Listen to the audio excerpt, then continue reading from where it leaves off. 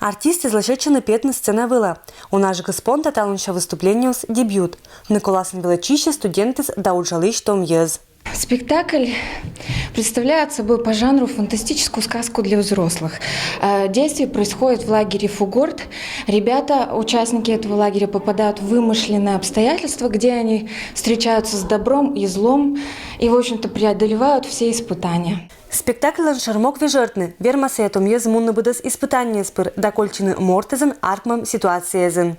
Ме лыдям мы барьякада молодежь уна виден кад интернетен пукалик виден уна кад быткоть порокезн, да, ну, например, куритен юн ми горна это вермашуната.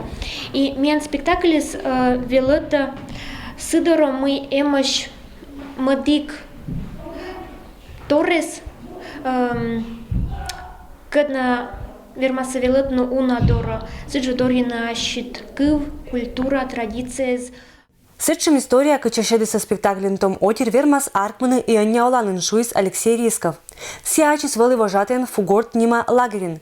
А эта постановка салыдя не джир интересная, но и поучительная. Это спектакль с велета Дорин аслас родлиш аслас аслас важ перещетерлиш традиция культура. Спектаклен сюжет вылун уджалыса уна отир.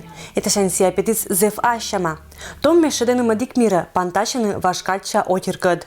Авторы сюжета мы писали при содействии с Василием Васильевичем Климовым, с Василием Ивановичем Гагариным, с Людмилой Петровной Ратеговой, ну и мы, режиссеры-постановщики.